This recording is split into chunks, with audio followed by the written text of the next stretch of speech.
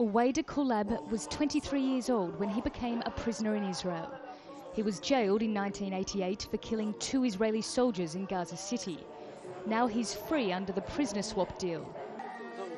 But he's suffering from Parkinson's disease, and his son says his problems are also psychological. His family and Gaza's Prisoners Association say Nicole spent 20 years in solitary confinement. I expected my father would be released and be normal like other prisoners. I expected him to say, "I miss you," and to hug me. But when I hugged him, I didn't feel the father's bond. I realised that he's shaking and is suffering from something mentally. Even when his brothers came, I said, "These are your brothers, Awad and Awadullah," and he said, "Who are they?" Asif Kolab has never known his father. He was only 40 days old when his father went to jail. Asif says every time he went to visit him in prison, the Israeli guards said his father didn't want to see him.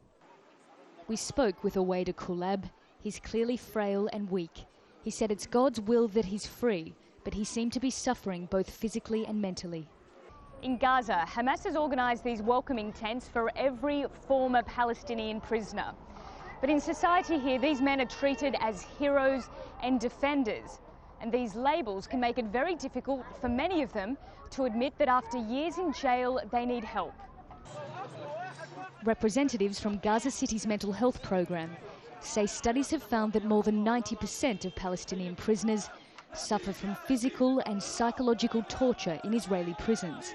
I think our community and our people should accept that the heroes, they are humans, and some of them, they can suffer and they can complain from some of consequences of the torture experience. For Asif and Nicole, there is a difficult future ahead, as they both come to terms with 24 years of separation and loss.